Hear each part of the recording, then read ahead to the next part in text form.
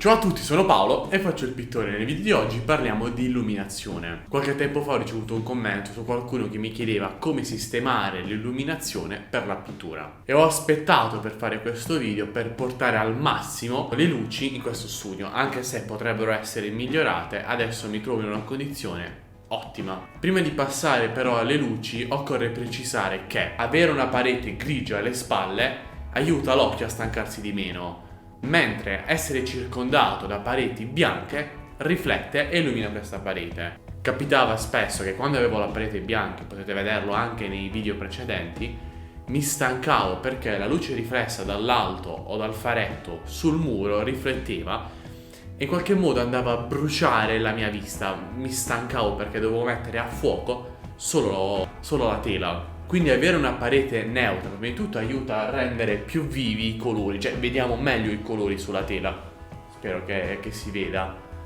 2, ci fa stancare di meno. 3, se abbiamo alle spalle, come state vedendo, pareti bianche, queste rifletteranno la luce su quella parete. Dipingere con la luce naturale sarebbe il top, però non è sempre possibile, come nel mio caso, che la finestra si trova al centro della stanza e in modo perpendicolare, quindi non è sempre facile sistemare il cavalletto per sfruttare la luce del sole, considerando che poi ho un appartamento di fronte alla mia finestra e quindi in determinate condizioni la luce entra nella stanza. Perciò dobbiamo andare a simulare la luce naturale nella stanza. Per questo tutte le lampadine a LED che utilizzo nella mia stanza sono luce naturale, ovvero 4000K. C'è chi alterna 2 lampadine di luce calda e 2 lampadine di luce fredda per bilanciare, però dipende dai tipi di faretti che avete, dalla plafoniera che potete installare. Nel mio caso invece, che ho 3 lampadine sul soffitto 12 watt a luce naturale, sono veramente ottime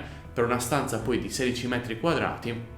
Fanno il loro dovere. Sia poi per la luce che ho sulla scrivania che utilizzo per disegnare, quella è una 9 watt, sempre a luce naturale, utilizzo questo braccio meccanico che mi dà la possibilità di spostare e quindi anche combattere anche il riflesso della carta.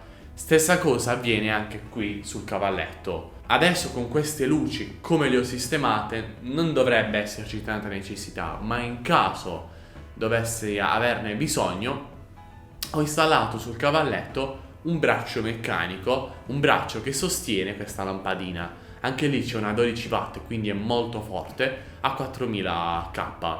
Questa mi dà la possibilità di metterla a 45 gradi rispetto alla tele, quindi combatto i riflessi, è ottimo anche per scattare delle fotografie.